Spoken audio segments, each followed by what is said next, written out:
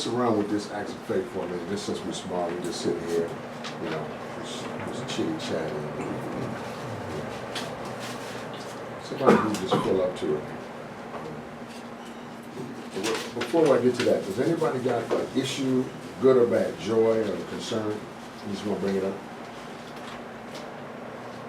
You sure? Look, now that I'm yeah, good. So who want to read the acts of faith? We're going to read it again, but just start out. Children are God in work clothing. It is hard for our children to tell us what they really feel. They don't want to hurt us. They don't want to be disrespectful. They may not believe that they think and feel is valuable. And parents, it is sometimes hard for us to let them be who they really are. People with thoughts, feelings, and dreams, we want to protect them. We want to give them the best. We must consider whether the things we want for them are the things that we want for themselves. What we fear for them, they may not fear for themselves. Our children have the right to choose, to search, explore, and decide, and they have the signals it takes to fall on their faces and get up again. Wow. Today I will do more than listen. I will hear my children. Wow, that's good. That kind of came right on the heels of what my sister was reporting, you know, when I mean about the children. Let's just, while we're small, if you got children, raise your hand. Okay, good. And Brad, how many children you got? Two, one, 10, 9. Uno. 10. I can see that one. And my sister don't have no children. She's a good auntie. But you know what? As I'm looking at this, it's almost a tough thing. This was written a while back. Yeah, me too. And I have never felt one time that anything I read in the Acts of Faith was dated. But this is dated. You know what? Because this is a different world we're living in, and it's very difficult now to raise our children and keep them safe. And a lot of times, what used to be, you could leave it up to them just to explore. You know, go on, I see you. But now you gotta be a little bit more careful. LoJack. You put that GPS on you. Yeah. No, he's telling the truth. Now, in purpose, she got a new, what you call it, ATL. She got a new, what's that thing? Fitbit. Okay. She wants to do all her steps and everything. But what I like about the Fitbit is it got a GPS tracker. And I didn't ever tell her that part. She have to look on the video to find that part out, man. You know what I mean? I do. Because it's a little bit different. It's a different deal now. Somebody say different deal. Different deal. Yeah, it's a different deal. And we don't mess around here and just talk a little bit about our kids. And just children in general. I gotta grab something. But anybody who wants to take this, go ahead. What I seen today, my heart was just sad. You know what I'm saying? I was like, oh, my heart is so sad that these are like 15-year-old kids. You know what I'm saying? And they run up in there and beat them two girls down with this rock just like that. So, yeah, my heart was just sad. I didn't, you know, where are their mothers?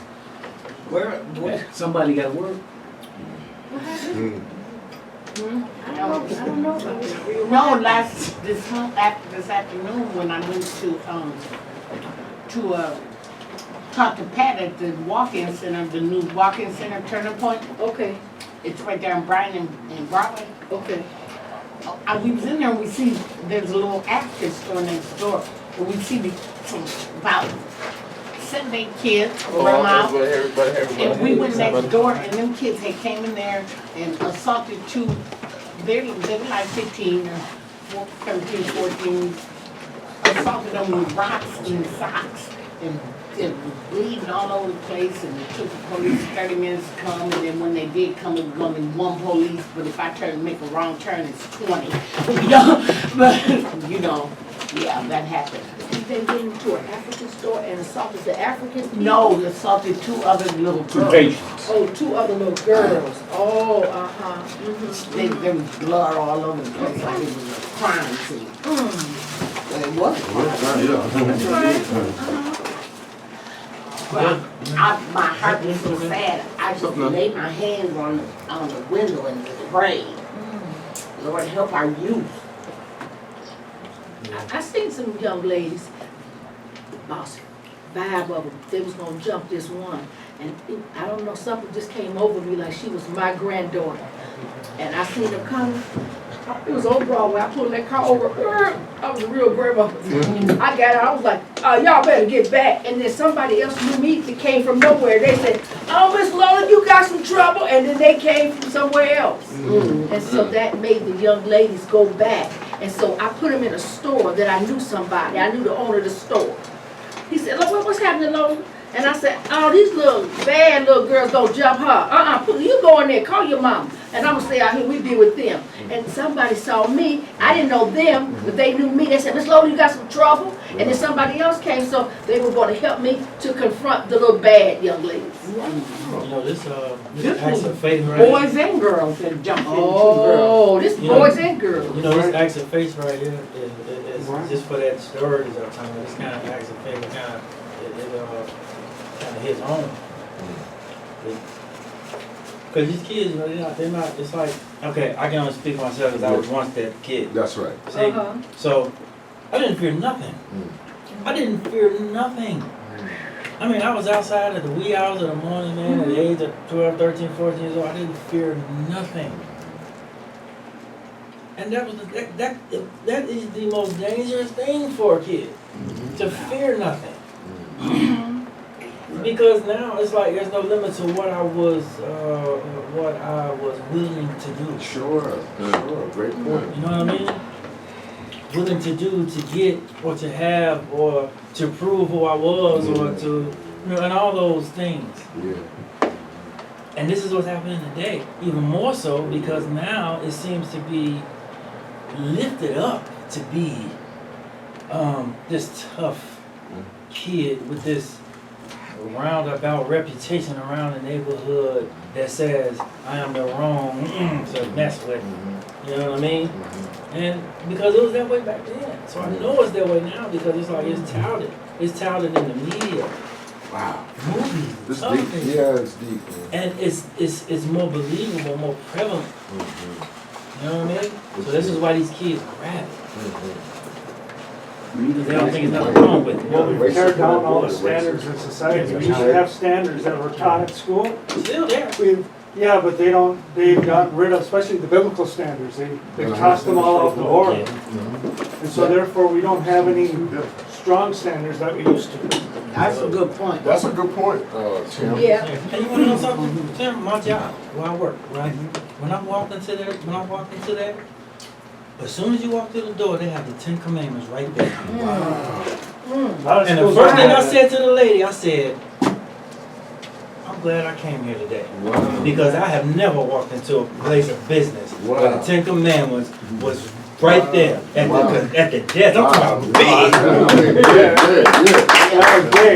Yeah, and I know him. I know him by heart. Oh, that's a value. That's a I value. know him by heart. Right. Because, you know, people are always talking about God and stuff like that. I say, well, you know, I'm a follower. I'm an adherent to the 10 Commandments. Right. Yeah. Definitely.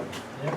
And you don't have to say you're a Christian just to look at the commandments and see that they're important. Yeah. They fit. Fit. It works. You could, if you follow those, your life will be easy peasy. Right. Just the 10 Commandments. It's just it's 612 laws condensed. And then also in society right now, they are having people defined by their desires. Your desires define you. So any desire you I have have. Speak for yourself. is Tim, going to be you all. gotta speak in the first person. Oh, yeah. Any desire I have. Yeah, but see, that is not we're supposed to base who we are not on our desires, Who I am, but on who God made us. who God made me. Right. So you have to own your comment. Right. Your words are your property. Right. And you must own them when they come out of your mouth. Okay. And you don't. All right. Yeah, we're not an authority on anybody. All right. That's important. Yeah, it is. You know, for accountability's sake. Okay. That was a good point, though. I'm sorry. And the point you made was good. And I'll go back and say it again, but this time say, Okay. I see that what's going on in the world is that people are choosing to define themselves based on their desire, especially sexual. And that, I believe, is causing the children to have identity crises. They don't know what they're supposed to believe. Because they don't even, a lot of them don't even have sexual desires, and I believe that people are putting them on them even before they're ready.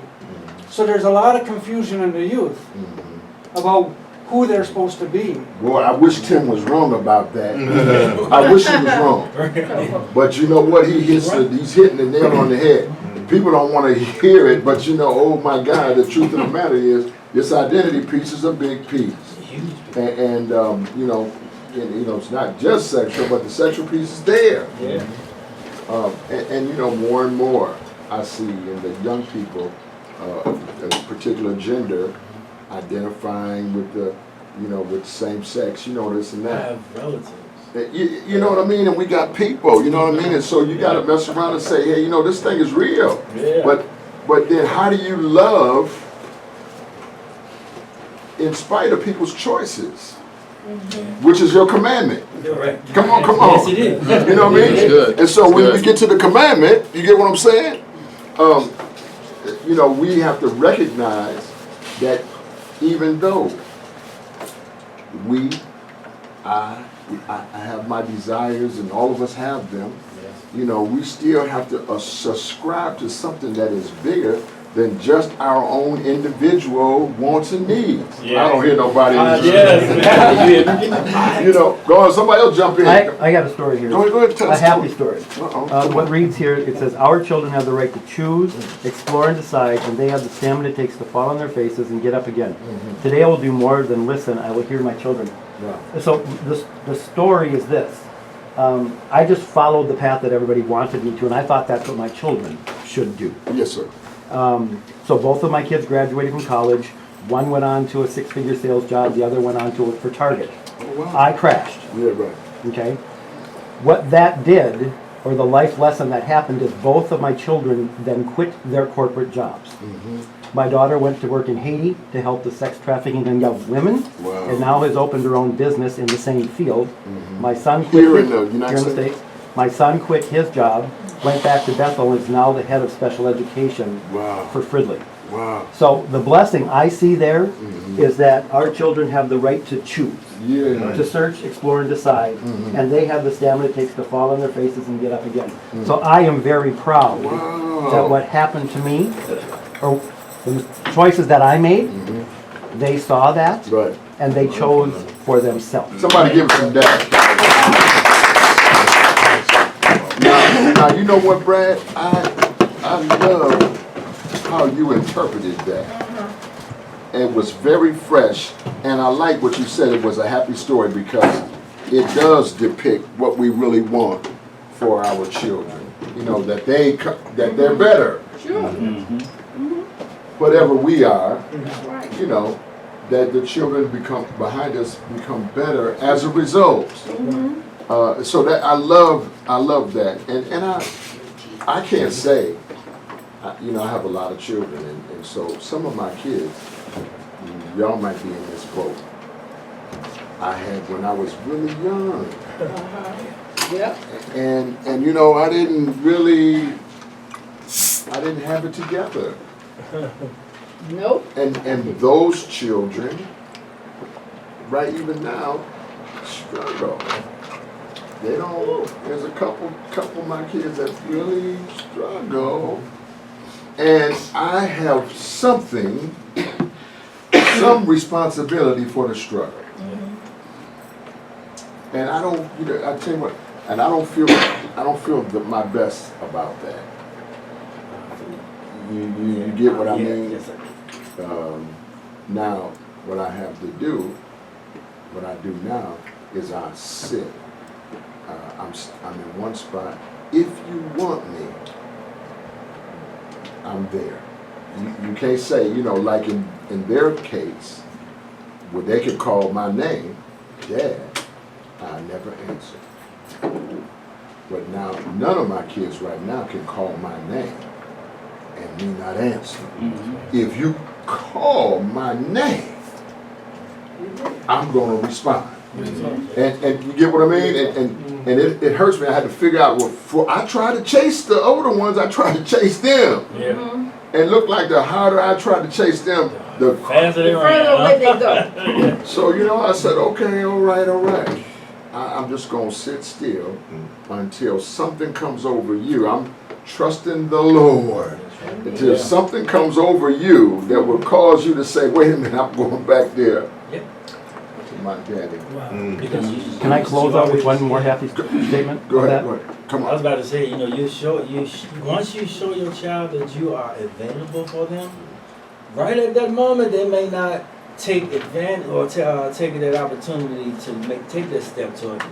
But that seed is there. Just like you know this group is here on Tuesday, Right. your child knows you's there. Right. So, like you said, it's gonna come around. Right. You know, they're gonna be like, wow. Right. Yes, it's Can I ask you something? Yeah. You know what I'm saying? Yeah. I sent my son the phone. I'm finna ready to send him this one so I'm gonna upgrade. Yeah. So he has my number locked in. If you Right. ever need me, then just call. Right. That's beautiful, man. Yeah. That's beautiful. Wow. Go ahead, son. Yeah, I Then mean, Brad. it's amazing how that just came up, because, you know, it's happening to me with my older kids. How were they? 33, 30, 34, 27, 28, 23. Wow. Yeah, it's on down. So the older ones, you know, I'm just trying to chase them, making sure that they doing okay. But you know, people tell me you got to slow down and let them come to you. You can't sit there and stress yourself out that they're grown. And I said, wow, that is powerful. And more I look at it, like I said, because they know I'm available. I'm always there. And like I said, two of them called me today, so I was like, you know, it made me feel good. Like, wow, okay, they called me on the line if they needed something, but they called me and know they can count on me. Yeah. And I'm always there for them. Yeah. And that's powerful. It's very He's powerful. on the phone and I seen the Cubs. Huh? So you're talking to him? Yeah. He's on the phone singing with Cubs. Oh, Yeah, he was on the phone. Yeah. Yeah. Well, and you mean it's an important thing. Brad, what you got? Yeah, I'll just end with this. Explore and decide is in that statement too. I was released from work release on the 24th of December last year. Mhm. Friday, I got in the mail Mhm. a wedding invitation to my daughter's wedding, and I'm going to her house for the first time in 7 years on the 11th of October. Come on.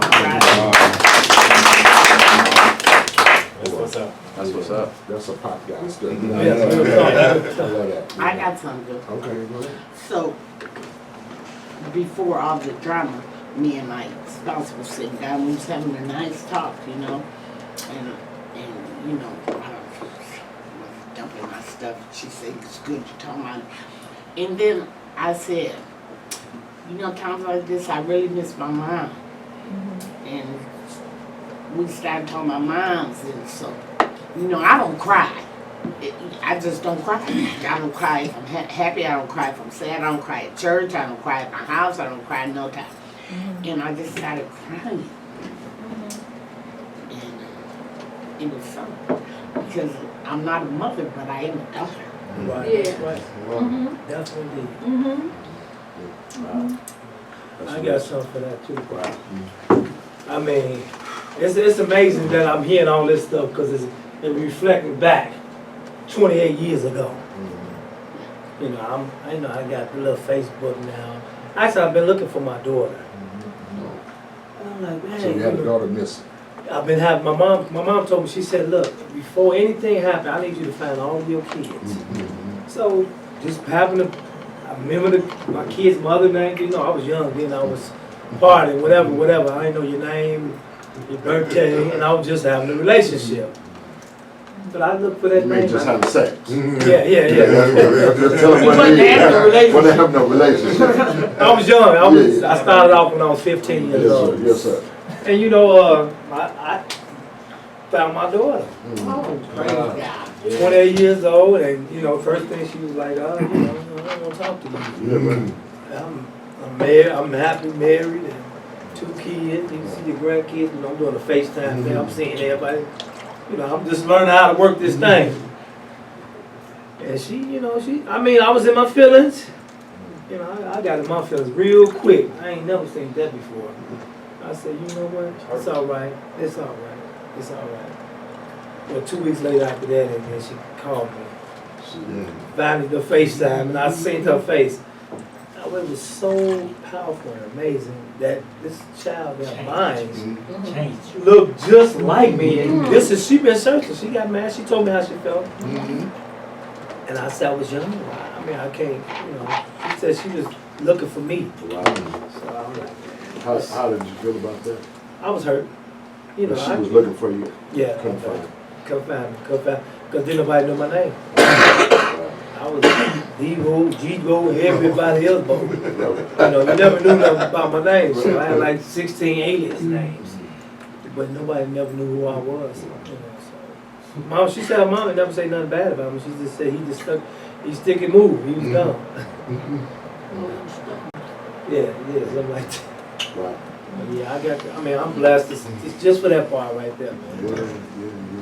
28 years is a long. She said, I didn't even know how old she was. I thought she was 25. Well, She said, you know what? I said, no, you see, you know my birthday? I said, no. She said, but I won't let you know. yeah. Right now. Wow. That's a lot, man. Yeah, That's so a lot. that was a big one. DeAndre, what you got, man? I knew this had to be old when it said it's hard for our children to tell us what they really feel, because they don't want to disrespect us. They ain't know my daughter. My son, I don't know well. My son was born, I think, in '78, and my daughter was born in 1990, so she's 30. May the 1st. That was cute to hear say May the 1st. So, but we was, but I had came up with a thing in my mind. I was never gonna hit my kids. Because I got the business, you know what I mean? I was, old school parents, never with my daughter, but and it showed because I'll be somewhere, I'll be on the couch, she'd get up on me, so we was like siblings. I'm like, can I be here by myself just for a little while? You know what I'm saying? So I'd leave, she'd come and she'd get on the couch, and I'd sit at the end of the couch, she'd scoot already in, like, you see, I'm on the couch, and I'd be like, oh my God. You know, I'd be like, but she always said how she feel, and she asked questions. I'm talking about she like, can I be asking you some questions? I'd be like, what you gonna be asking me? She's like, what do the F word mean? And I was like, and I was never, I wasn't taken aback or shocked because my grandmother always told me to talk to her about anything. So I had that with my daughter too. And I explained to her the best I could what that was to her. Like, where you get that from? I heard Mama say that to you. All you want to do was sleep eating the F word. So I said, that's what boys do to girls when they don't have no respect. She was like, what? I said, they don't respect me when they do you like that. You know what I'm saying? They don't have no respect for me. Listen to Pop. But my daughter, and talking to my daughter, I was everything. I talked to her about everything. I mean, everything. Whatever she wanted, that was my sidekick. She had a question about it, I'd tell her. And after all my brother's kids and all of her mother's sister's kids, because I have multiple nieces and nephews. I mean, multiple nieces.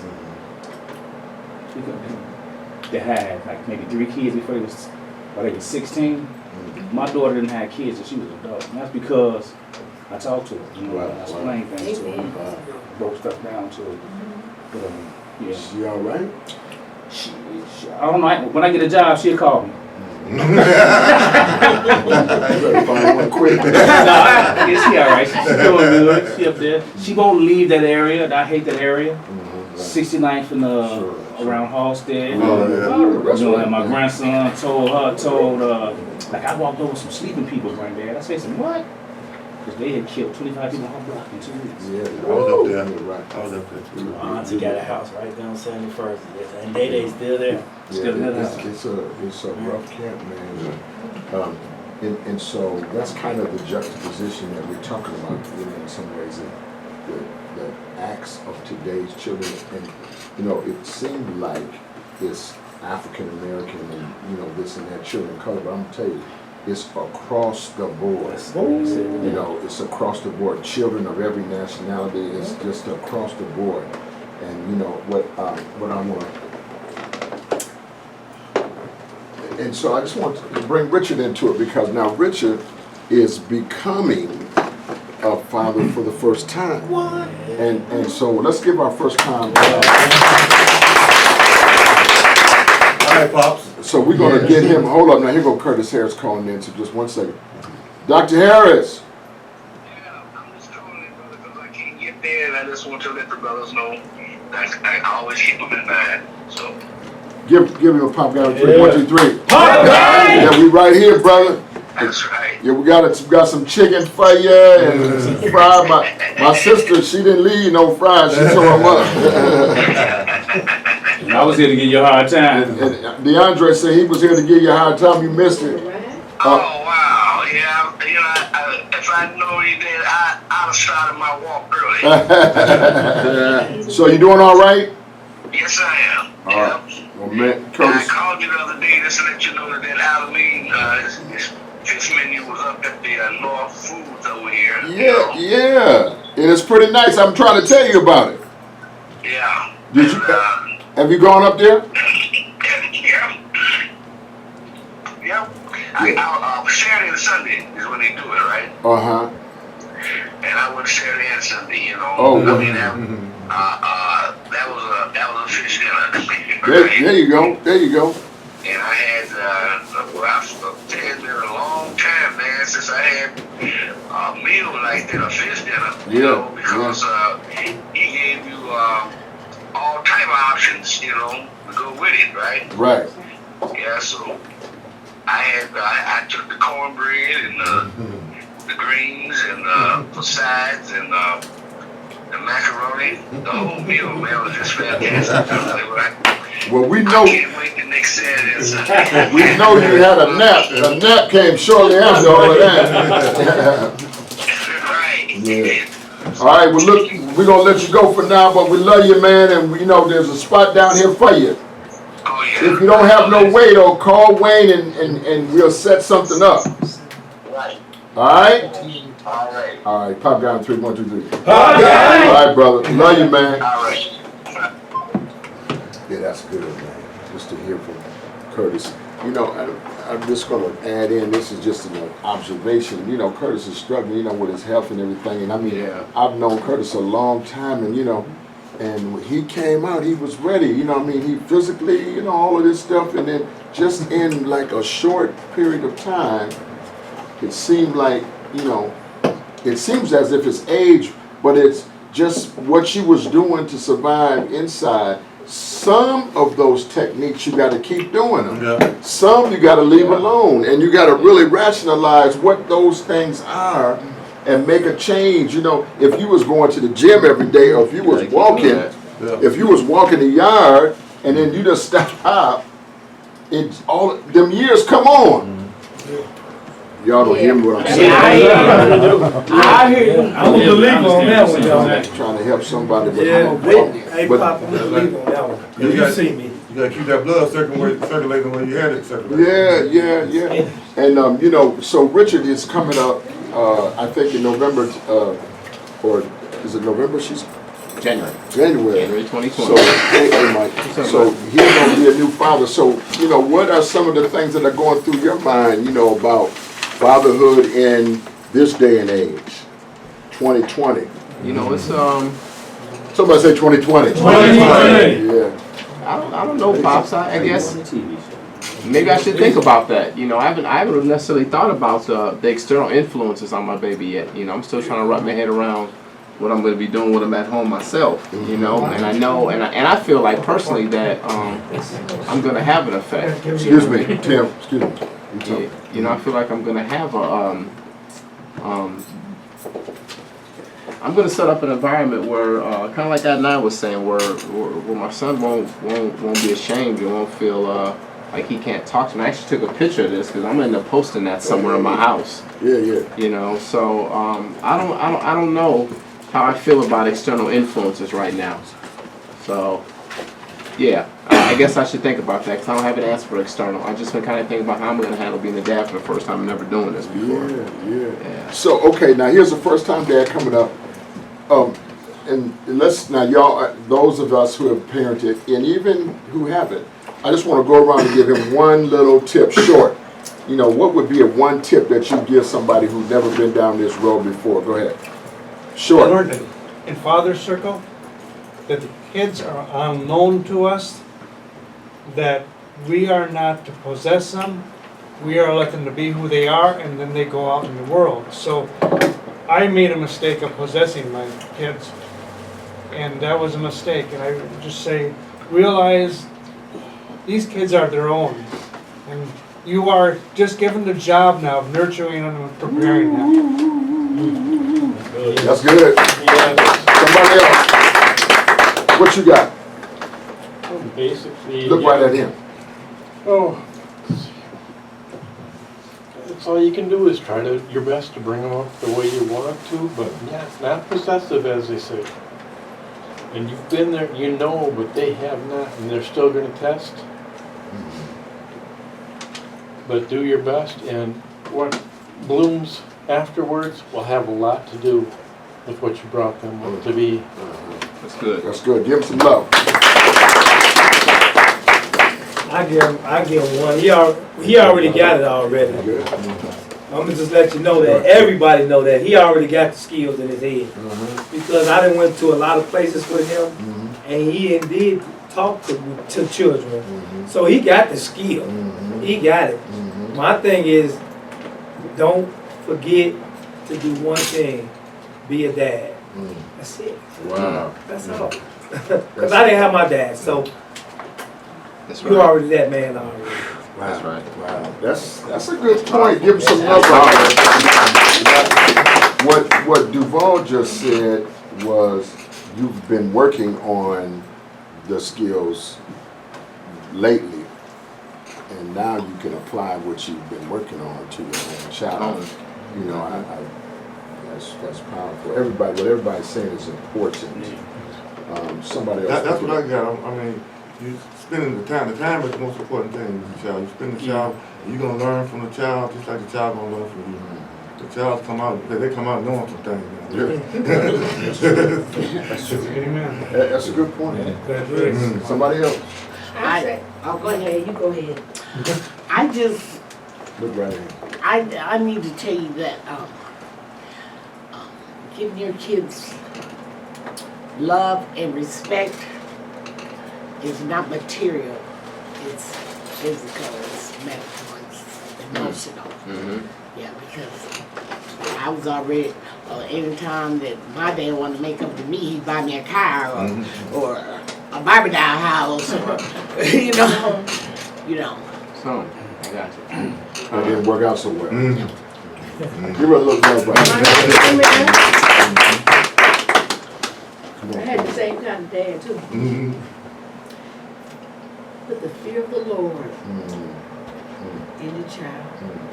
On top of everything everybody else said, and you got it. There you go. Wow. Come on, give us some love. Somebody else. Go ahead, Mike. I'm the youngest person in here, so. Who told you that? I am the youngest person in here. Excuse me again, sir. Okay. This little 1 year been like, it's been a up and down with me, and I learned from me watching myself. It's more like patience. It's really, I think it's all patience. Wow. Even though she said, you know, with the Lord, with God, yeah, that's merciful right there. That can help you through it. If you don't want to deal with it, God gonna deal with it. You know what I'm saying? But I've been working on the patient thing real, like being strict is not really the key to me. You know what I'm saying? Because we already born nature to be dominant. You know what I'm saying? 'Cause we men. But like the patient part is what men don't have like women as mothers. So That's good though. fathers got to be more patient. Let's give Mike some. I appreciate Michael saying that. And you know, Mike's little daughter, she looked just like him. Oh, yes, we do. And she's cute. Now he ain't, you know. But she looked like him. Mike, he has done, he went and got that girl and he showed a lot of love and you know, he does show a lot of care for her.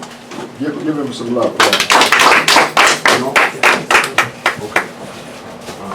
Okay. Somebody else though who got something burning and want to say. Mike, now we got another mic on the. Can you hear me? Hey, where you at? I can't hear him. Wait, where's he? Might be off on there.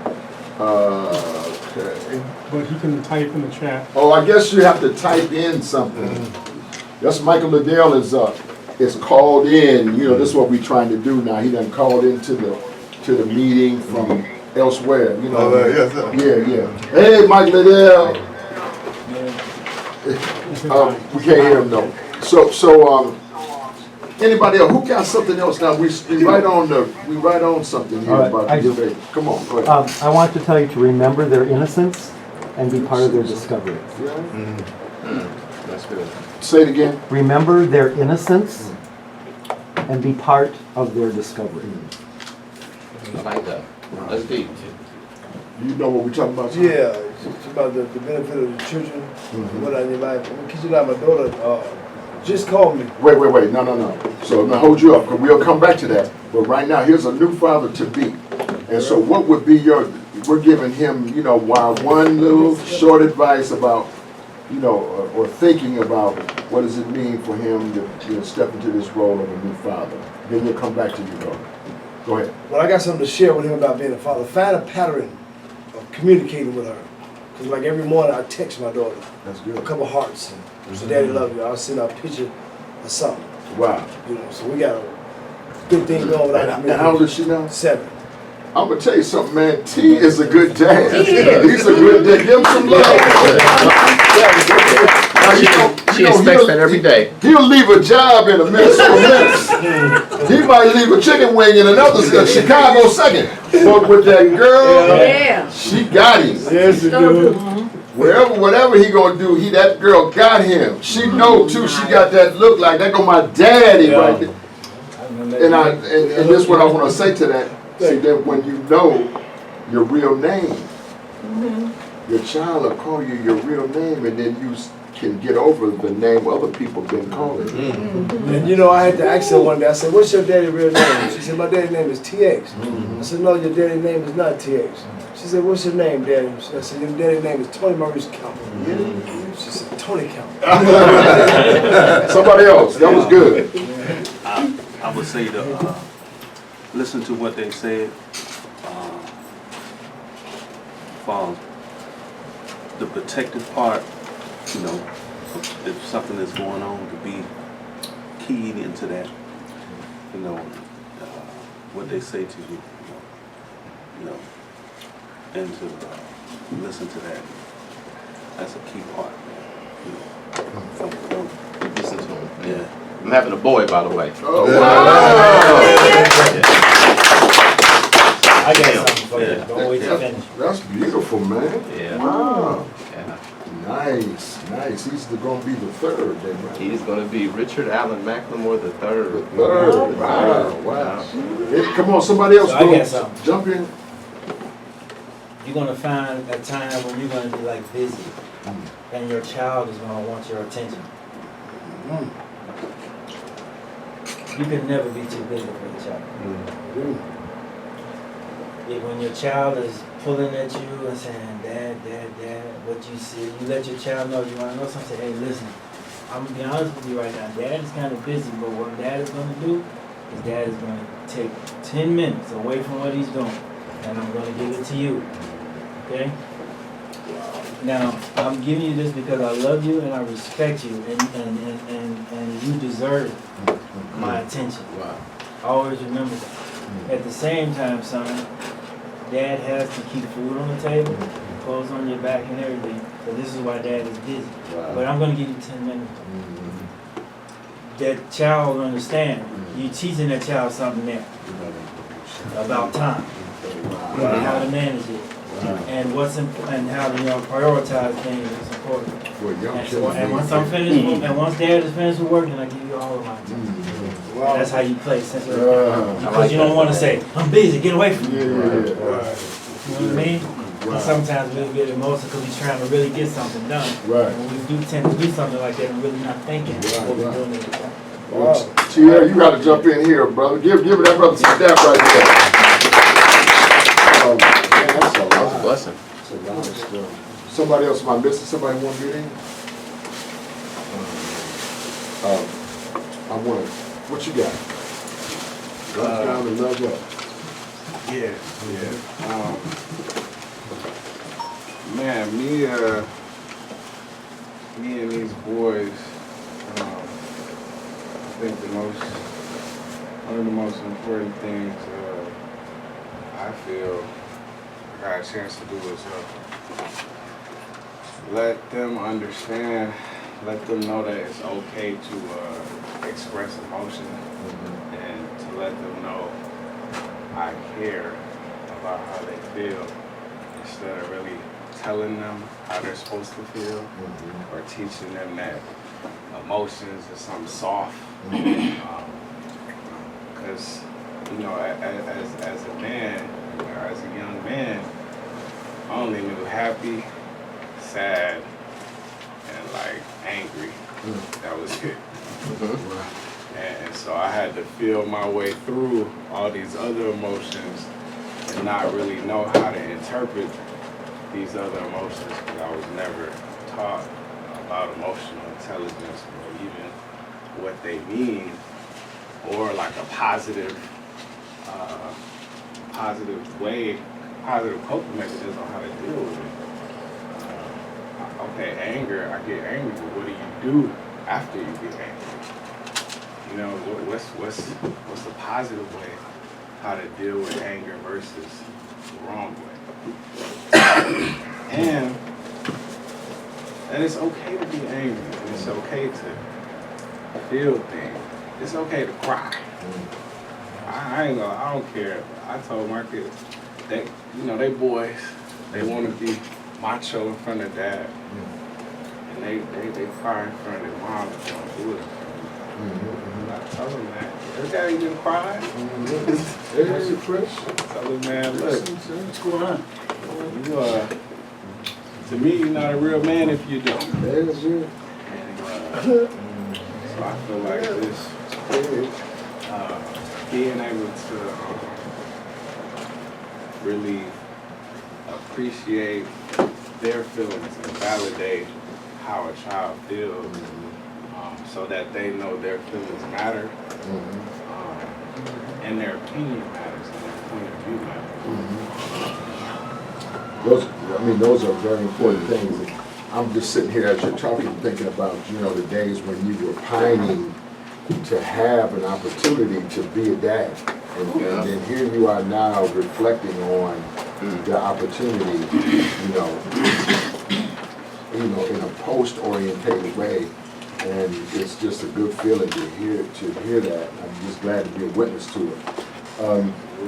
A couple things I want to say about, I'm just going to step to the board for a quick second, because I just want you to see this in a way. There's different schools of thought in here in this room about where we came from as humans. Say human. Humans. There are some people who say that, we evolved, right? Yeah. And other people who say that we are children of the Most High God. Right. I'm not asking you to pick one of those. I just want to acknowledge that there are other ways to think about it. But it doesn't matter which one of these you say you ascribe to. If you ascribe to this,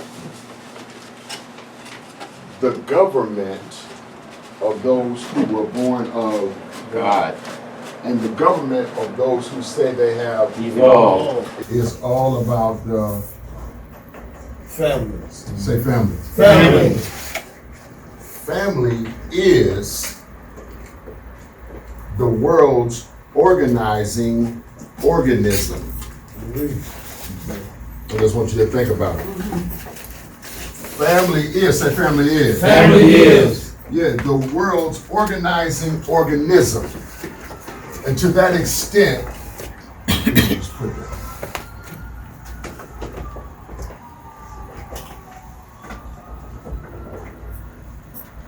The world's organizing organism is the Family.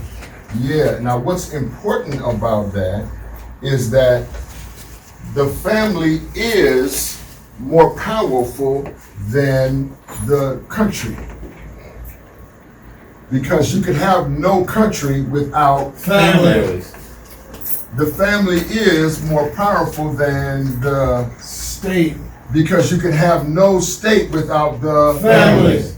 Right? The family is more important than the city because you cannot have a city if you don't have Family. Right. And so you begin to understand that family, regardless of your overarching belief, is the structure that holds the world together. Wow. There is no other structure on the face of the earth that's stronger than the structure of the Family. Okay, now watch this though. Watch this carefully. And if you believe what I just said, then you understand that if someone wanted to attack you, then that someone would have to target the family. Right? I'm just going to give you some examples of what I mean. I'll give you a short example. When I was younger, I grew up in the 60s and 70s. Then if you went to the movies during that time, you didn't never see nobody butt naked or, none of that kind of stuff. You didn't see, you know what I mean? And the movies were story orientated. Right. The movies told a particular kind of story. And the story, in some ways, always had to do with the ins and outs of The family. Yeah. But once we started to pull on the fabric of the family, we started telling in the movies a different kind of story that was anti-family. That's deep. I'm going to just break it down to you in another way. This is in the later years. If we now know, this is not a guesstimation, but crack was introduced intentionally into the Americas. And the introducers who were from the country introduced crack to the family. But they targeted certain families. And so crack came in to certain communities at a high rate of speed. When I first started in the street, like an ounce of dope or something like that was like maybe $3,000 or $4,000. And then by the time you got to, back in the day, an ounce was like 500 or something. You know what I mean? So the product went down as the families were targeted in certain areas. Crack targeted brown families. My European families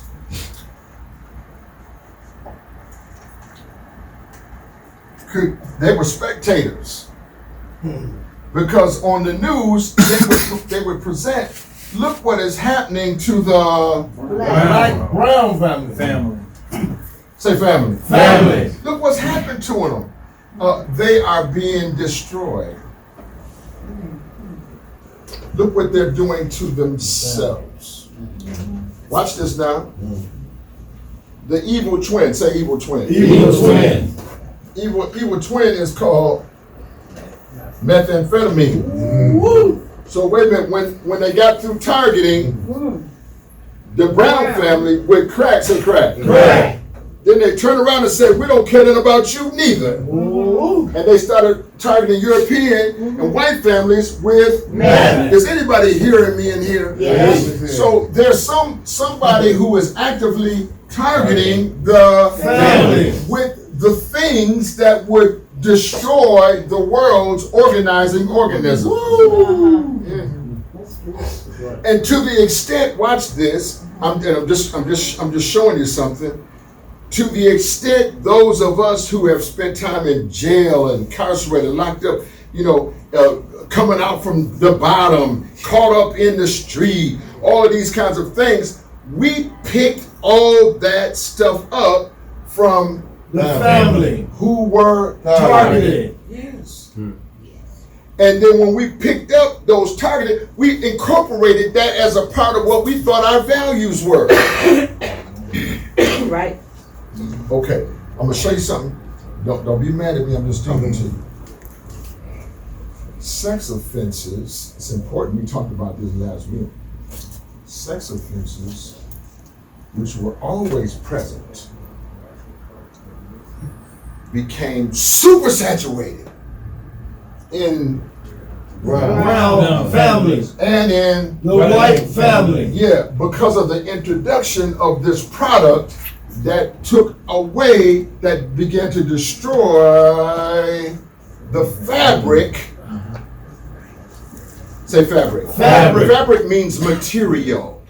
The material that held the family together was being targeted and exploited. Exploitation is about money. Somebody said money. Money. Now, watch this. If I sat here right now and said, Dexter, how did you end up in the penitentiary? If you played a tape all the way back, you're going to get back to your own Family.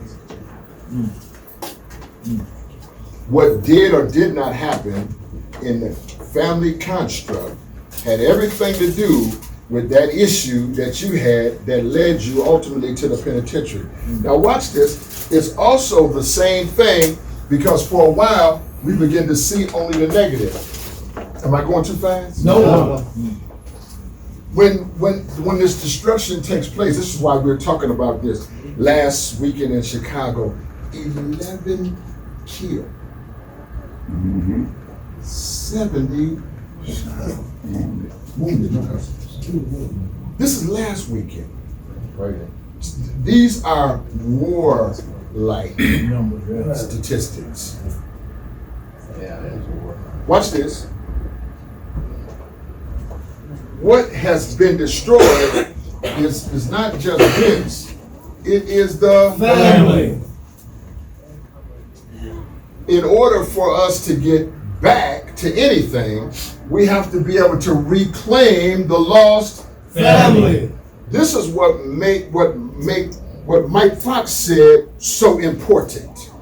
Now I happen to know a little bit about Mike Fox's story, and I know that he struggled with his other kids. And what he was telling you tonight was, I have struggled with my family in the past. Whew. But he said, listen, but now I have learned to be patient. What he was saying is, the patience nobody had for me that led me to this place, I have now flipped the script, turned it around, and I now have that patience for my daughter. And your daughter right now, even though she's only, what, 3? 3. She's 3 years old. She has a sense for what it means to be in a Family. because her dad is showing her the love that a family member have to show in order for you to get over, hey y'all, in order for you to get over some of these issues and vicissitudes. Does that make sense? Yes, sir. I'm gonna wrap it up right here. Well, watch this, I ain't gonna stay too long. But watch this. For those of us who have experienced this out-of-home placement, right? We are reclaiming the right to be family. Y'all ain't hear me. See, this right here, it will never stop. The destruction will never stop unless you stop. It will never go away unless you make it go away in your world. No one is going to come riding in. We are the help that we have been waiting for. Nobody else is coming. You know, the government is not going to come in and save the family. The state is not going to be able to save the family. The city is never going to be able to save the family. The only one who can save your family is you. And the only way, the way you save your family is to first draw a line right here and say, you know what? I used to cross that line every day, but from here on, I don't never cross this line. There's some things for money and targeting I just don't do. Come on now. Read. Some things I just won't do anymore. That's right. And you have to get that serious with yourself in order for you to keep your family from being totally destroyed. Watch this now. Watch this. I'm just going to talk about co-parenting real quickly. I ain't going to stay here long. Sometimes relationships that we want to be forever only last for a certain time. I'm going to wait for all the amens. Amen. So watch this. If you're going to mess around here and create Family. then that young lady or that man is going to have to be a part of your life from that point on. And you have to make a decision ahead of time. This is deep what I'm telling you. That you're not going to allow her future relationships with others or your future relationship with others to take away from the fact you all were intimate and close enough to bring family into the world. Y'all quiet here. Okay. You know why you quiet? Because it's scary. Watch this. Watch this. Because if you stop it, and I'm going to give you, I'll just use myself as an example. All of my kids, I have 10 children. Purpose, she's 11. She's the youngest. Right. Purpose, she don't know nothing about that crazy stuff. She's been raised up in a stable and secure family. What is beautiful, that's good. That's good. Doug was bringing a lesson from a few weeks back into play to make me know he's paying attention to balance and structure. But watch this right here. She don't know what I knew, sis. DeAndre, what the question your daughter asked you, my daughter never heard a cuss word in her house in her life. She never heard it. She ain't never heard no loud, boisterous argument. She ain't never heard it. It never will. What I'm saying to you is part of the intentionality of our relationship is to train up the child in the way that we would have them go. Say, train them up. Train them up. Now, some people might know that I'm quoting scripture there. Yeah. And, you know, the scripture says that fathers, you are to train up. Say, train up. Train up. Train up. Say it again. Train up. Fathers, it says, wait a minute, what it's saying. Fathers. Oh, wait a minute. See, y'all don't want to hear this. But listen, he's making a demand on your masculinity. Saying, Fathers, say it real loud. Fathers, train up your child in the way that he or she should go. Though they may depart from you for a time, but they will always return. Now watch this carefully. The active word there is train. Say train. Train. Mm-hmm. I'm gonna show you something.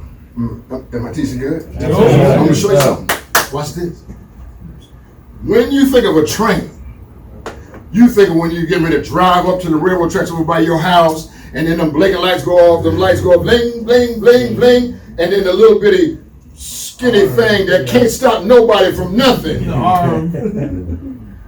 In the horn. Yeah. Oh. Wait. That's what you think about as train. Say train. Train. Well, I'm gonna show you something. You don't miss this.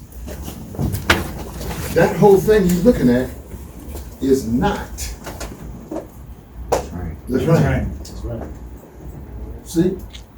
Because see, when you only see the engine come, the arm goes down, the lights go off, even though it's only one train, one car. But see, because the train is the engine. The thing that makes it go is the train. The rest of them are called cars.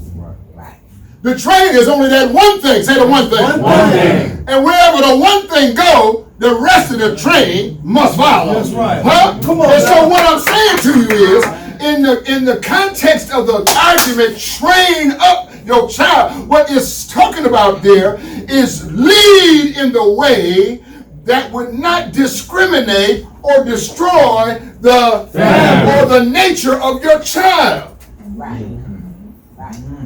Yipes. Yeah. That's right. See, watch it. See, look, come here. Put your hands right here on my shoulder. Get up. Put your hand on his shoulder. Move out the way. Slide over there. Go over there. Slide over there. Watch this. Here go the train. Here go the train. See what I'm saying? Oh. These are bad brothers, but the train is only one. And the cars follow the train. Oh, wait a minute. And so what we're trying to get you to focus on here, even though we have been down for a time. That's good, son. Get him a hand right there. We have been down for a time. Wait a minute. In your worst moment, you got up. Hallelujah. Wait a minute. Wait a minute. Wait a minute. In your worst moment, you got up off the ground and decided to be somebody. Come on. And the thing that got on your nature is what got you up off the ground. And so in your nature is the power that your child needs to be able to deal with adversity, because you putting it in there. You don't hear me. If you're in pain and if you don't know yourself, it's in your seed. Yeah. If you're high and intoxicated and strung out, it's in your seed. And the reason why you getting high, you think it was because they targeted you, but it could be your growth, and put it in your seed. I don't hear you in here. Yeah. So watch this. What could have been in your seed when you was on the ground is not in it now. That's right. Right? Because your recovery alters your DNA composition. I'm going deep on you right there. Amazing. Right there. Watch this. Because when you're standing up, when you're manning up, say man up. Man up. When you're manning up, the composition of your DNA structure takes on the power and the nature of the one who sent you in the first place. Right. Yeah. Amen. Yeah. Now watch this. I'm gonna be done. I went too long already. Okay. Watch this. Watch this. See, so my children, I'm using myself, but I'm talking about you. My children who are old, who are 16, I'm 15 and having babies. You know, because that foolishness, confusion, ignorance, it was in my seed. And I passed it unintentionally, trying to prove to myself that I could do it with no regard for what the do it fluid had inside of it. I'm just telling you the truth. I'm just telling you the truth. And the reason why, when you see purpose, you don't see no fear. She got no fear.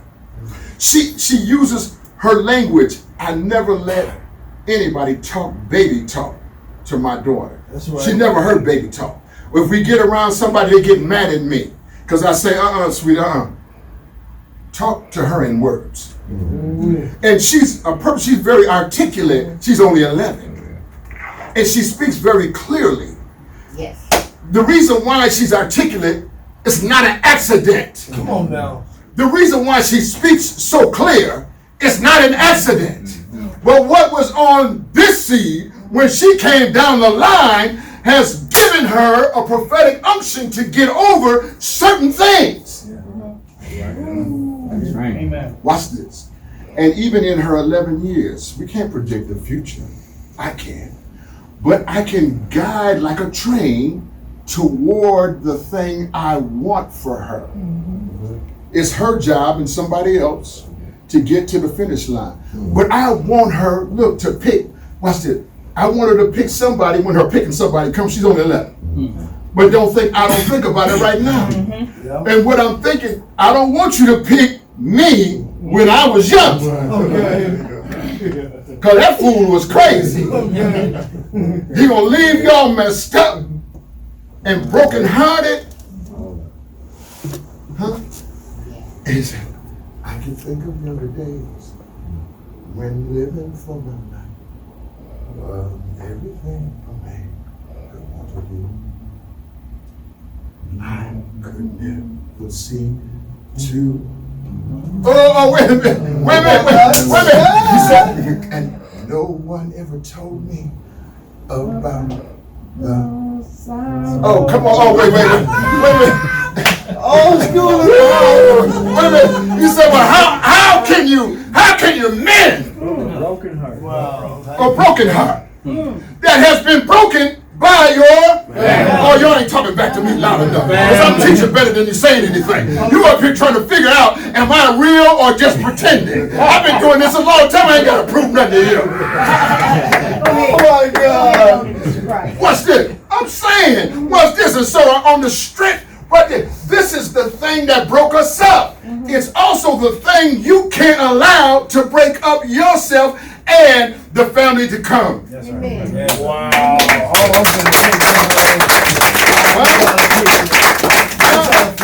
Wait a minute. So to the extent that you understand, that's what the scripture says, in all of thy getting, get understanding. Knowledge builds, wisdom fills.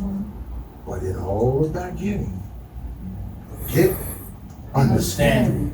And this is what I'm trying to help you with right here, is to try to get an understanding of what's really at stake. Wow. We didn't know what was at stake. We didn't know, we just thought it was a booty call. Come on. Right. Oh, I don't hear nobody. Amen. Yeah. Holy water. Woo! Yeah. But now look. Okay, we'll come out of this. This is my second closing. I'm done. Watch this. Too good now. Keep it going. Yeah, you know what I'm saying. But see, this is what part of what being a pop guy, which applies to females as well now, part of that is for us to come to a place where we can get an understanding. When we walk out of here feeling just a little bit better, knowing just a little bit more, getting a little bit clearer, focuses in the dial just a little bit better. You ever been on the radio and your radio station, you're trying to get a particular station, you 2 stations away from it, you pick up all the static. Say the static. Static. Yeah, you pick up all the static. Now if you keep listening to the static, it will take away and begin to target you. But if you just keep messing with that dial and hone it in, I'm talking about you. If you can get focused on what you really supposed to be doing with your life and time, the target slowly disappears from off your back. And it don't make no difference what they say. Hey, it seems so foolish. Now you look at it and say, man, was I like that? Was I hanging out like that? I look like that. Because your understanding has been impacted in a way that won't allow you to do the things you used to do. When I was a child, I thought, I acted, but now that I have become a woman, yeah, I have put aside childish ways. Watch this. And the only way for the destroyer to destroy you is for you to hang on to your childish ways too long. In your childish man, he can influence you. He can have you if he can keep you acting like a child. I'm gonna be done right there. Come on, somebody got something? Let's go. Greg, what you got? Oh, hold on. Go ahead, sis. Go ahead. Okay. Tim, you got something? You all right? No, I gotta use the restroom. All right, give Tim a hand for one. Congratulations, Tim. So, what all you just said right there, brought about you and me. Wow. When I was in prison, my mom had died, my dad's dead, I don't have no siblings. And one day, you know, I had a parole, but I had nowhere to go, so I had to expire. One day, the chaplain came to me and he said, Rhea, he said, why haven't you got in contact with your family? They thought you was dead. They've been looking for you for 2 years. And I said, I don't have no family. What are you talking about? They said, your brother's looking for you. And, you know, I leaned on him a little bit too much, but yeah, that's nothing but the Lord still has him here for me. That's right. Amen. Oh, got the Holy Ghost over here, woman. Yes. Man, broke me down on that one. Thank you. Thank God. Wow. It's all love. You know, then on my side of it, I just want to make sure, wait a minute, I'm putting the pieces where they're supposed to go in the time I've been allowed it. Come on now. Amen. And as I get a little older now, I can kind of see things a little bit differently, and I'm like, wait a minute now, like what Duval said, I gotta wait a minute now, hold it. Right. You know, we can get her back here, let's do it. So I'm gonna open it up though, somebody else come in, jump in, go ahead. Jump in, 'cause I gotta get going. I'm actually going to do the registry thing tonight. What's that? Where you, y'all know what I'm talking about? Where you go like Target, you zap whatever you, registry. Yeah, for the baby shower. Yeah, for the baby shower. Yeah, I'm doing my bad. For the baby shower, there we go. I can get my terminology. Yeah. Maybe another registry later. Yeah, I'm working on one too. We talked about that. Yeah, so I'm gonna, you know, we're gonna try that tonight. But what I want to say is that, you know, I really appreciate the advice, like really, like, because you know, it's terrifying. You know, because I do understand the gravity of having a baby at 42, a lot more than I think I would have at like 15 or at any other younger age. Maybe even at 37 when I first got out of prison. I mean, like, the gravity of it's really serious right now for me. So I just really, really, really appreciate the advice. I'm taking all of it. Keep giving it to me. You know, it's definitely a pop baby, you know what I mean? That's My baby. a pop boy, you know. Yeah, I'm just grateful. I really am. I'm so grateful, you know. I mean, God is like, wow. Wow. Come on, man, come on. I gotta go. You. I got Come on, Isaac. I was in Oak Park from 92 to 87. Then I got back to Stillwater. Kicked me out of Oak Park, put me in Stillwater. And I was still clowning, going to the hole. So one day my daughter, she said, Dad, you ain't never come home if you keep going to the hole. But the cold reality of that hit me. And allowed me to start thinking, I can't let my baby be smarter than me. But I raised her to speak her mind in a respectful way, but keep it real, you know what I'm saying? And so here she is coming at me on truth. I can't do nothing but respect what she's saying because it's real, you know? So I got my stuff together, started getting my stuff together, went to an Atlantis program. Me and Baba was in there at the same time. And I struggled for like the first 4 months. It wasn't until I was getting ready to get out of the program that it just hit me. I started getting it, you know, but, you know, it's a beautiful thing to have children. It's a beautiful thing to train them up right because, you know, if you train them to have a voice where they can speak in a respectful manner, then they're going to tell you some things that you need to hear. Wow, well, that's good. Yeah. Woo! That's true stuff. Well, wait a minute, everybody got quiet on that comment. That's just true. Well, let's give him some love right there. You got it? Oh, yeah, that just brings me back to Denzel's movie, Denzel Washington movie, Man on Fire. And he all was, you know, training her to be a better swimmer, not to let the gunshot bring fear to her and allow her to stutter and not go at it. You know? So, you know, he was training her up to do that. You know, he was always saying, trained or untrained, trained, you know. So, and it was always that sequence of, you know, making sure she was on top of it. Even when real life event took place where he was getting shot at and shot, you know, she moved quick as she was trained to move quick to go, you know. So a part of that is, you know, and we've been trained too. I mean, that's coming in from inside of me. We've been trained to do this work, trained to be the better people. That's right. So the training process is, it's always another car being hitched up to the thing. That's good. That's right. It's always another person that's being hitched up to that thing. It's not just our immediate family, it's other family members, people down the street. It's always somebody being linked up to that chain, to that train. So as well, they're being trained because they know if you are out of pocket, how your grandparents, your mother would deal with the situation. So, I mean, for us, we just got it 3-4 blocks down the street, by the house, then we got inside. So, didn't I train you not to go out this house acting stupid?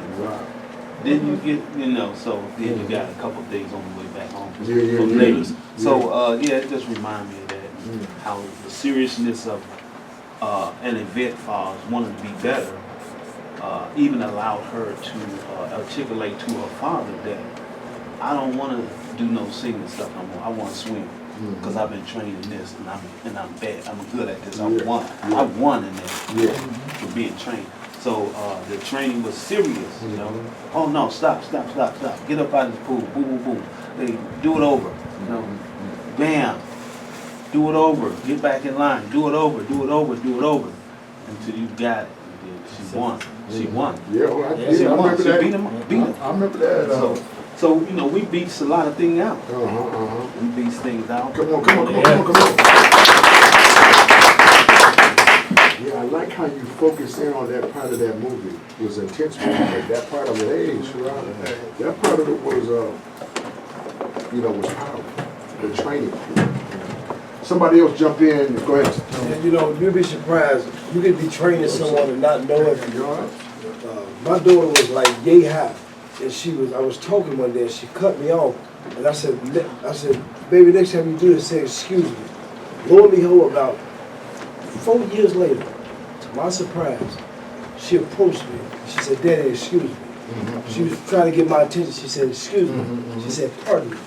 And I just looked up like, yes, I'm doing something right. I said, the kid remember for me saying it to her at 3 or 4 years old, now she's 7. 4 years later, she remembered when I told her when you finna get someone's attention that you say, pardon me, or excuse me. And you don't say what. I broke off from that what, Ain't no, that language is forbidden. The dish rag came across the table if we ever said or what. My mama didn't tolerate that. Country girl in Mississippi, what happened? That was back talk. No, oh Jesus. So I bestowed that language on my child. I have to thank Group Knock on Wood to that language is what I learned from here. Because I had an issue with language at one time in my life. And Willie, cousin Willie got a hold of me one day. He said, family, are you mad? I said, no. He said, well, why are you swearing? I said, man, you know what? I don't know. From that day on, I stopped swearing. Oh, that's right. That's right. I stopped swearing. That's good. It'll change your life. It'll change your life. And one other thing, language.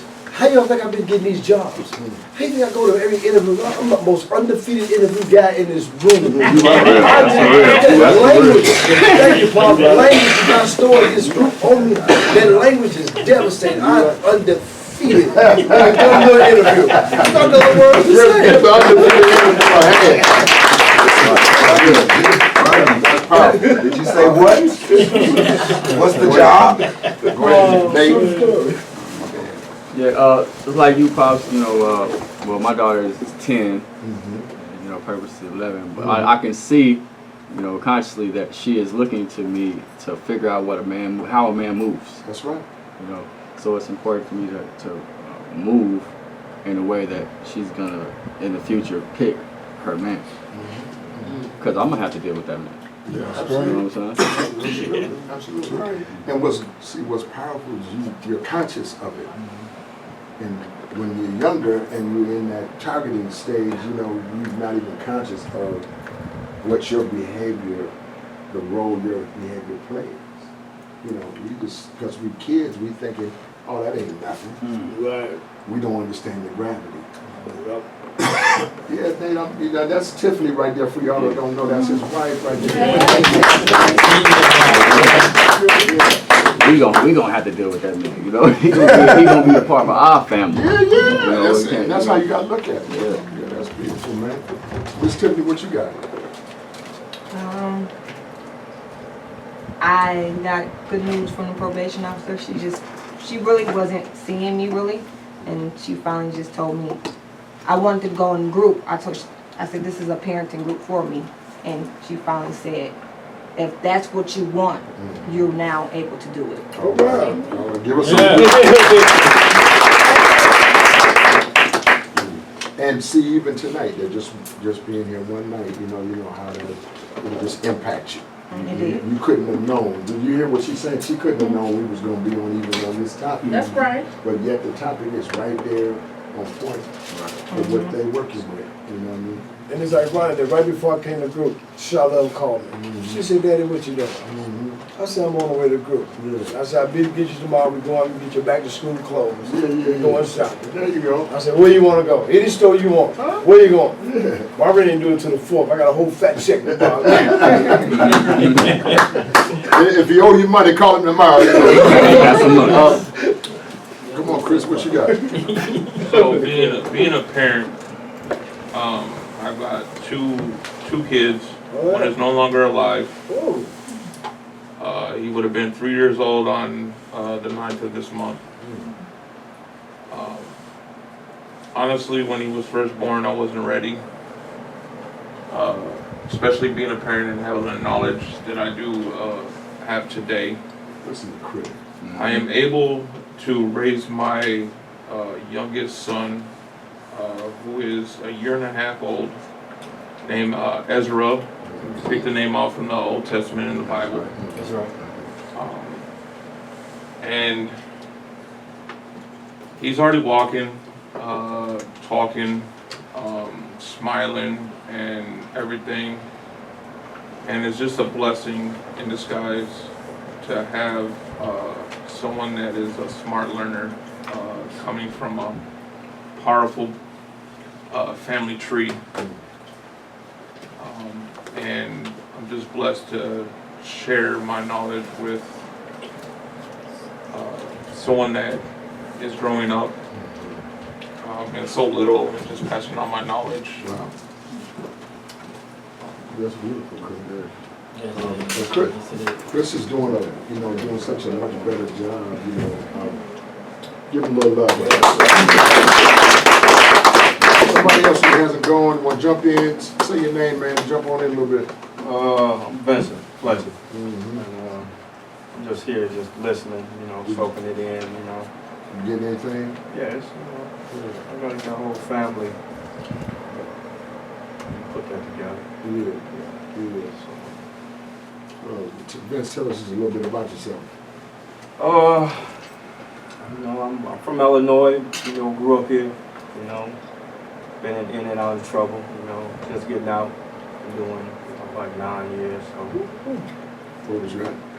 Federal, out in Kentucky. So I'm just back, blessed to be back, just trying to stay focused. Give him some love. You want to add to that? Yeah, this is my brother, Vincent. So, yeah, when he left, he came and got him from Fairboat while we was there. So that was different situation. Also, just the time him being away and stuff like. Although actually we being away too. So, yes, sir. It's he worked with me now. I got him and my nephew working with me at St. Martin and Shopee. So let's give him some love for that. So he'll be home in a couple of weeks. So be at his home with his kids. So training him up, better me and stuff. So that's a big part of his growth as a man, doing the right thing. So I'm proud of him. It's a good thing. So everything's good. Yeah, it's good that God got a place to bring them, and where we can just chop it up a little bit, and we just want to welcome you, man. And there's a lot. Everybody in here been through it. Right. You know what I mean? So and we small tonight, so but everybody been through it, and we know a little bit about it. You know what I mean? So each one of our experiences is a little bit different, a little unique. You know what I mean? There's a little twist to each one of us. You know what I mean? So we're just glad to have you, and that you're able to focus in on that whole piece about your family, where all of these things sprung forward, and then you have to acknowledge, wait a minute, what am I willing to let come out of this family? And that's on you. You get it? That's on you, and it always really was. And so now we have to be more focused in these troubled times that we're in. I'm gonna bring something else up in a minute, but Doug, you hadn't said anything, and I want you to jump in on this family piece. My life right now is my family. I have 3 daughters. My 2 older daughters are out of school, and they got good jobs and stuff, and they're on their own. But now I have my Lily right now, and she's 16, and it is such a wonderful thing, because the older ones, most of their teenagers and stuff, I was out doing my own thing, so I didn't really spend a lot of time with them. But Lily considers me her best friend, and I think that is wonderful. She likes to show me out to her friends and stuff, but at the same time, she knows that I'm her dad, and that yes, we're friends, but I still want that fatherly figure to her to be important. And there's not much that I don't share with Lily that I think she can handle. As she gets older, I will maybe go into a lot of things, or some of the things that I've done wrong and stuff, to try to keep her off my track. I want so much more for her than I've had. Yes, sir. But she's my life right now. You know what I mean? I know what I've done wrong. I see her through me. You know what I mean? I see me in her, of how I act and how I, comments and just little things, those little niches and things. And I know the bad habits that I have, she's picked up on some of them. And so now I watch what I say, I watch what I do, the people that I hang out with, the people that I talk, that, you know, like past, I don't glorify anything, you know, all the bad things that I did to people and everything. You know, I'll share a little more and more with her, and just how I just wanted to instill with her that you will be polite. You will treat people with respect, even though you're not getting it. You treat people like you want to be treated. I instill with her, you know, you always be nice. Just be nice. I know it's hard. It's hard for all of us, but for me anyway, is just be nice and respect people, and you know, you do good things and good things will come to you. And she also, you know, and I can see it rubbing off a little bit. I'm not perfect, but what I see is that she's actually trying. She's like, Dad, my friends and things, they go off and they smoke weed and they drink, and I said, you know, you can't tell me that you're not in on that. She's like, Dad, I've tried, and I said, you know, I'm not happy about that, but thank you for being honest. She said, I'm trying really hard. I know what it's done to you and Mom, and I can't be like that. I don't want to be like that. And so what it is now is that she even told me, you know, I'm setting up these dentist appointment and some different appointments for her. She's like, Dad, it can't be during school hours. I want perfect attendance the whole year. I'm not missing at all. So if we do this, we got to do it after school. Don't make it too far out because I want to get this done. You know, give me the windows of opportunity. Yes, sir. So I mean, she just got a job. She's got a driver's license now. And Dad, I'm putting I'm saving all my money. I'm buying a car. That's what she's going for. She was Saturday night doing paper route. She was there and saw all the guys. I know Lily. I know Lily. Yeah, she's a good girl. Yeah. Oh, that's beautiful. And you know what a testimony. But I just want to show you the little motto applies. You see what I'm saying? Yeah. See, so look, Lily was saying, look, this family has been targeted. You get it? And in that target, I've seen the destruction. Yeah. Right? And she said, I don't want that. And these guys are talking about it. This is restoration. Say restoration. Restoration. Yeah. Retrain, restore, or retire. So you got one of them to pick. Right? Watch this. Tim, now, how old are your kids? 30 and 24. And so, you know, give us your take on it. Well, I mean, the good thing is they're hard workers. Right. They got that from me. The bad thing is I didn't give them a sense of family. I didn't even know what a family was supposed to be because my mom and dad always argued. So, and they got in alcohol was their problem, and so my dad, he never really cared what I thought, and so I became just like him. Wow. And so I realized a lot of things after the fact, and so right now I just have to. They have the hard work. They gotta find a sense of family from somewhere else. They gotta find, and that's why I pray for them. I pray that somehow they find maybe one of you guys, give them a sense of family, you know, to understand, you know, what it really means to be a family. Because they understand the value of hard work, they understand what a good education is, but they don't understand what family is. They don't understand relationships very well, because I failed terribly in that. Wow. You know, thank you for that honesty, man. You know, I could just think about the years that Tim has had to think about what he didn't do. And so I appreciate your honesty right there. And I pray for your children that they could find what you didn't have. That the good people will come in their pathway, you know. And so I want to, you got the age or I want to make sure that we got a lot of juice out of this. out of this piece, and it's so powerful. There's a couple of things that I want to touch on before it gets too late. 7:30 now. One is, I just want you to know this. So you know, you heard of the storms that hit the Bahamas, and this is some devastating stuff.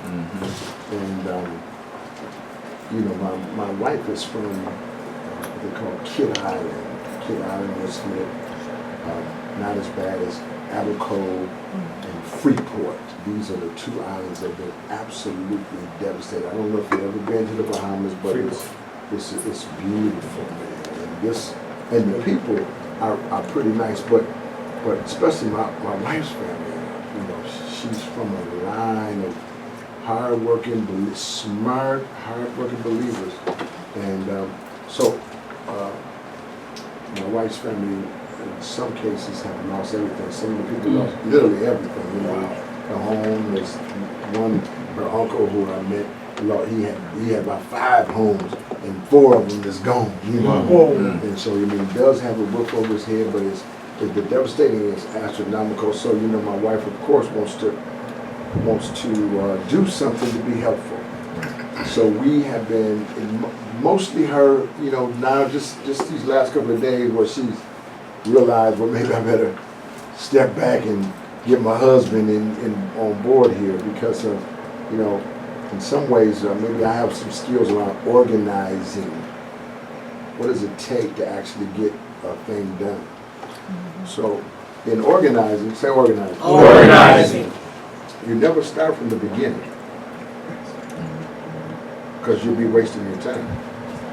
Organizing, you always have to start from the end. What is it that you want to see happen? And then you get a vision for that. So just today, I was kind of walking her back through is, okay, sweetie, what do you actually want to accomplish here? What's the goal? And the goal was to deliver 2 containers, and you know, big shipping containers, trucks, full of supplies of all kinds. Some of the supplies are big time, like generators and all that kind of stuff. You know, we need somebody to help us. Clothing, good clothing in good condition, you know, everything, sheets, towels, pillowcases, clothing for all children of all ages, you know, this and that. And so we located a shipper, and we're figuring out how to get these containers, thinking we're going to get them over to New Hope Church. Some of y'all have been there with me. That's where we go, out on 42nd. And 169 right there is a big church. We're thinking that the containers are going to be there, and that on a particular Saturday and Sunday, we're going to call for the, you know, people to come if they have anything they want to contribute. And we got some feedback now on the people who want to contribute, but you know, what I've shared with her is, you know, we have to broaden out your ask to a broader community. Minnesota is a giving community, and so we want to give people an opportunity to give, and then we want to have some guys, hopefully pop guys, who can make themselves available to, you know, take that stuff and pack it all in these containers, and you know, on probably 2 successive weekends. I don't know, I'm going to give you the dates when I get more information, but I just want you to, you know that we are working on this, and part of it is I would like for pop guys to have a heart for other people who have suffered greatly. I was talking about, you know, last weekend in Chicago, 11 killed and 70 wounded. Well, look how terrible that is. But in the Bahamas, way worse. I mean, people are saying now that they can smell the bodies, even though they can't see them. So it's just been devastating, unbelievable. And so what we have now is 2 people on the ground. We're not going to ship to Red Cross or anything like that, because, you know, not that they don't do a great job. I'm sure they do, but there's some trepidation about the stuff really get where it's supposed to go, and you know what I mean, and red tape. And so what we were doing is saying, all right, we're going to 86 that next. We're going to 86 that and go right to, you know, our designated people on the ground, and have them videotape, you know, when the stuff arrives, this is, here it is, and here's where it's going, and you know, this, and so we can, so people who are givers can know, you know, that you actually got something to somebody who really need, you know, that particular item. So I'm gonna give you way more information than that, but I just wanted to, when I have it, and I just wanted to kind of give you a skinny of how, for us to be involved in, and something I'd like to see us involved in. Duval raised something with me tonight, because we don't have our identifying T-shirts, but the next piece of money or something that comes down the pipe, we're gonna make sure we get our pop T-shirts so that we're identifiable to ourselves and to others. I've spent more time trying to develop the person than I cared so much about a T-shirt. But in some ways, it is a badge, and you know that badge needs to be, you know, brought out. And so I think I've been sleep at the wheel on that, but I'm gonna do a better job. That's one thing. And then the second thing that I want us to just talk about in love is, you know, Isaac is here is going to see the commissioner again on Thursday, right? And you know, because of the politics involved, you know, it always raises up. I can't imagine how it feels for him. I can't imagine. But for me, I get overwhelmed by continuing to hear about the offense. Not because I don't have respect for the officer who was involved in the shooting, Murray. Mr. Miller, and his family. You know, and I don't care, man, who people are. I don't want to see nobody go down. You know, nobody. Yet, these things happen. And when they happen, you know, it's bad. It's a bad thing for everybody. But somehow, through the storm that hit the Bahamas and this storm here, the people in the Bahamas, they got to get back up. That's right. Just like you got to get back up, just like Isaac got to get back up, just like you got to get back up, just like everybody in this room, we got to get back up. Hallelujah. He said, there's a gospel song that said, you know, we fall down. We get up. We get back up. You know, in the piece of it, it says this. Listen to this, Brad. It says, for the saved is just a sinner who fell down. But he didn't stay there.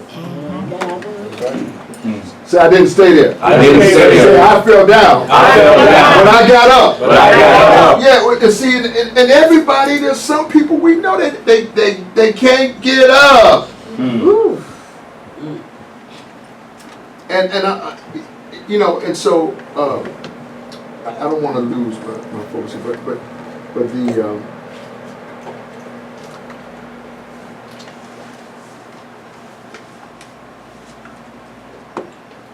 the pain that others have experienced as a result of this incident that happened almost 40 years ago. It's just about 40 years ago.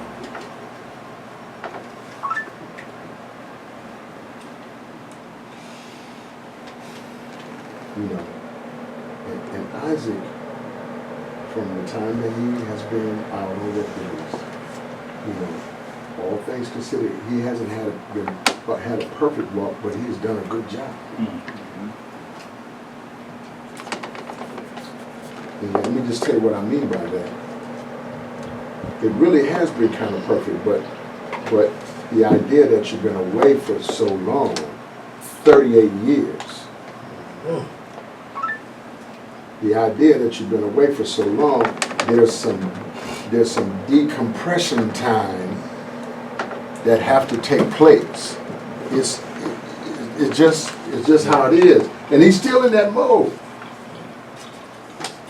But given that, you know, he has really done a good job. Amen. That's right. And he's got a now full-time job. He has remorse in his heart because he's grown, he's chosen to grow up. And sometimes we can do something and it'll seem so dark, Tim, that it seems easier to just blot it out and not get back up from it. Let the darkness take you. I'm just trying to help somebody. But he chose to get up and come out of darkness, come into light, and man, he's been doing a really amazing job. Anthony, amazing job. You know, Ananias, amazing job. Will, amazing job. Darius, amazing job. Curtis Harris, an amazing job. Donald Amos now this time, he's doing an amazing job. You know, these are our guys, you know, who had to battle back. You know it's true. Yeah. And I just want us to encourage Isaac and let him know that we love him. I do. And support his efforts, you know, to move on, you know, to the next level, which is, you know, having a place, you know, in the community, you know, being able to get up and go to work, being able to drive yourself back and forth to a job or this or that. We all know in here that he's found somebody that, you know, that is engaged to, proposed to, you know. Nobody's saying what happened 40 years ago didn't happen. Nobody's saying that.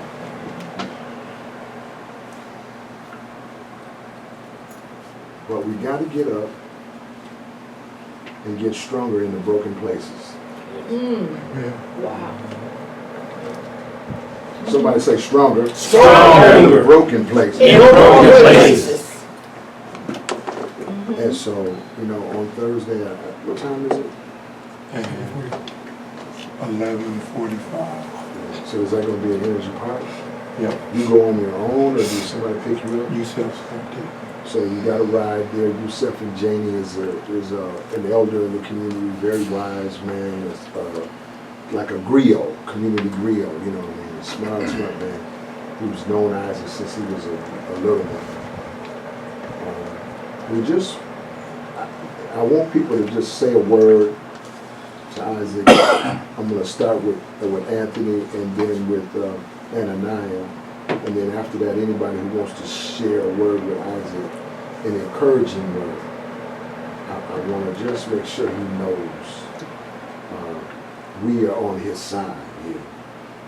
That don't mean we're against nobody. More than one thing can be true at the same time. You don't have to be against one thing just to be for something else.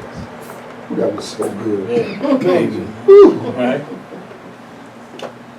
Yeah. So I'm going to start with Anthony and let's go ahead and.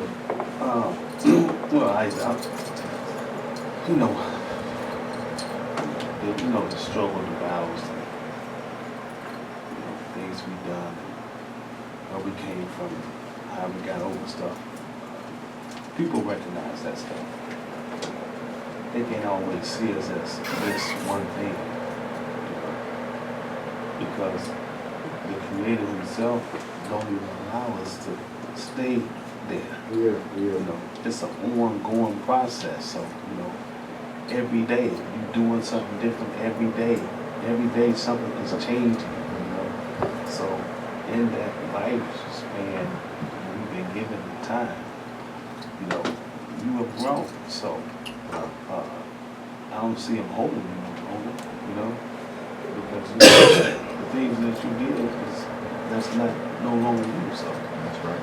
So I mean, we progress.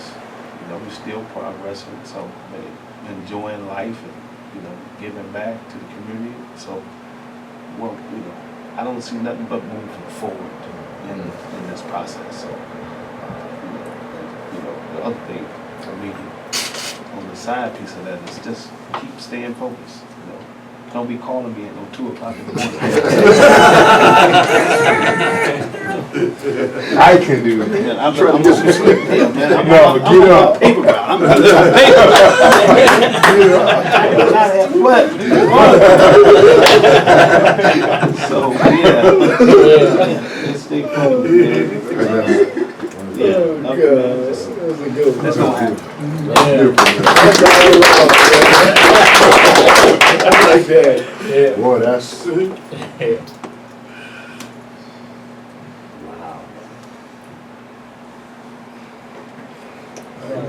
I'm gonna say this, but I'm gonna ask a question. I know you said you're going in front of the commissioner, but for what reason? to move on from the halfway house. I wasn't paroled. I was transitioned. So that's a whole entirely different thing. You know, because it was so much static at the time that he couldn't do it then, but he put it in motion for it to be later so that he could justify why he was letting me go. Even that I killed the police, he made it so that it would be like under the rug. Understood. You know, I did 10 years in Stillwater, and Isaac was there. You know, and during my whole prison, but I walked my own walk, and but Isaac and I, we always had a very good rapport. Isaac and I got closer when we got to Faribault, particularly when we were in Willow. Was it Willow? The housing in Willow? And at the time, one of the case managers at the place she literally begged me to move to Willow. She did. She begged me to move to Willow because I guess, I don't know, my track record, I was what they call that model. And she wanted me to train one of the dogs. They were training dogs there. Isaac applied to train the dog. And when she called me in and asked me, what do you think about Isaac? Do you think Isaac would be a good fit to train a dog? And me having a history about Isaac, you know, and he struggled and everything, stuff like that, I didn't care. I said he'd be perfect. Yeah. And we brought Isaac. Yeah. I seen him with his dog myself. Smart. Yeah. And so and he and I were in a unit together, and we grew a lot closer. So that's why it kind of hurt me that what happened, but that's not the point. My point is that Isaac, man, you are very, very strong individual, man. And I think that you have more than proven that you deserve your place out here with us.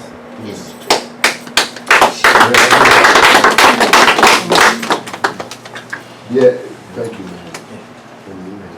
I'm just one of these guys who've done an exorbitant amount of time, to share. DeAndre, what you got? Isaac and myself, like when you put family on board, the first thing I thought about was, even when you in them places, you form family. I've always been my little brother. Isaac always been my big brother. Donald Amos. All of us we were tight, man. We were family, man. And I wish the best for all of them, man. I think you've earned your place out here as well, brother. I think you should be out here, man. Relax, go on there, listen more, and I can see you transitioning to your own place, man. That's beautiful, bro. And I like what his point was. Say, listen more. I like that point. It's a powerful point. We're gonna take a few more comments before it's time for us to get out of here, but, I got some. go ahead, Brett. And tell me next. This is God's plan. He's got you. Whoa. Well said. Wow. All right, that's good.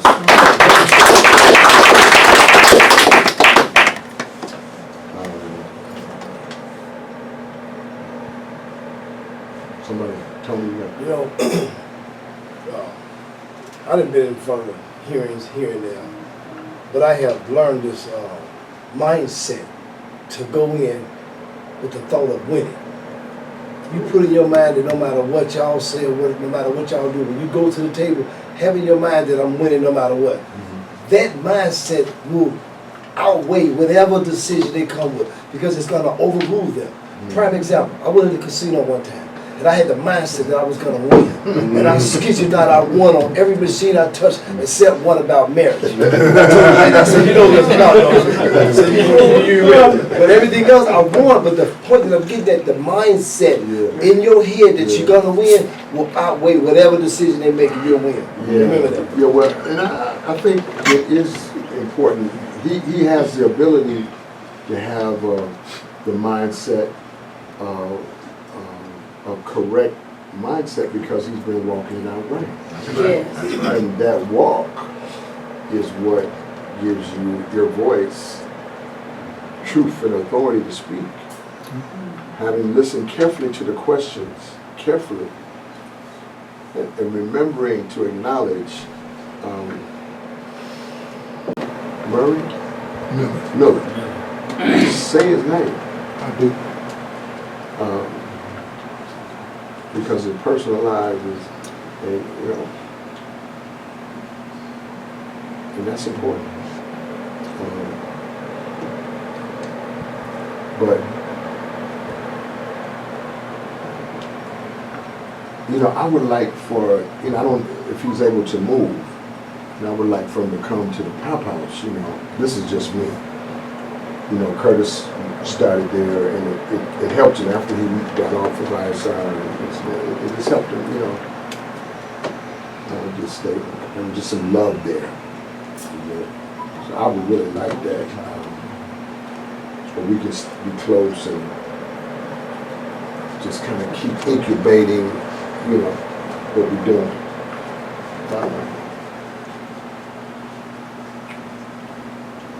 You know, bear in mind, everybody is not of the mind that we are. You're aware of that. And we're going to take that mindset into account. But just like his point, it's a mindset, but it doesn't have to be yours. You know, and we just, you know, just love you. I want everybody. Say something? Yeah, sure. Go ahead, Tiff. So my aunt, she always tell me, because I'm always complaining about the case that I was going through with her, and she always tell me is, they don't know you. They only going off of what they read in the paper. So when you go in front of the judge, probation officer, or anything, when you go in that room, they're not knowing who you are when you walk in that room. They're just reading off of what they got on that paper. You got to show them who you are totally from what that paper is. Wow. Come on now.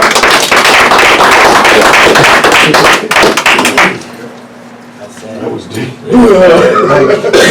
I saw that. It was pressing on her. Wow. I was sitting there and I was looking at it. Yes. That was pressing. It was, Right. wasn't it? It's been pressing on me. I saw you over there. It was pressing. That's all right. That was good. It's good. That nice, boy. Should we be there? That's my question. No, because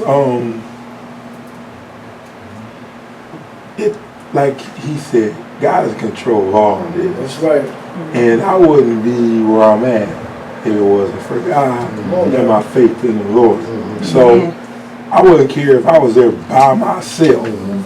The Lord is exactly who He is, and He's gonna do what He does. So That's right. that's where I'm at. You know, They allow them to jump in there, they allow at a review hearing, they allow you to bring one advocate, one person, and he has that person who's capable. and he knows the governor and he knows the commissioner. So, you know, beside all of that, he's capable. Yeah. And that's what's important. So he selected wisely. That was a good question. What you got after that? The Bible says the footsteps of a righteous man are ordered by God. You've proven yourself to be a righteous man of God. So we just are in agreement. Just like the word says, say yes and amen. So we seal it with yes and amen. And you are such a good person. You are such a good-hearted person. You are so nice. You are such a nice man. So just like you, hey, Pop Queen. Boy, y'all be working Pop Queen hard. Can I get a ride? Can I do this? But you're going to call a Pop Queen and you're going to say, it's all good. Yeah, that's right. That's right. Right. So it's all good. It's all good. Now see, normally around this time, Anthony would have a song. Oh, one day when the war's won, it would be alright. It would be alright. One day when the war is won, it would be alright. It would be alright. One day.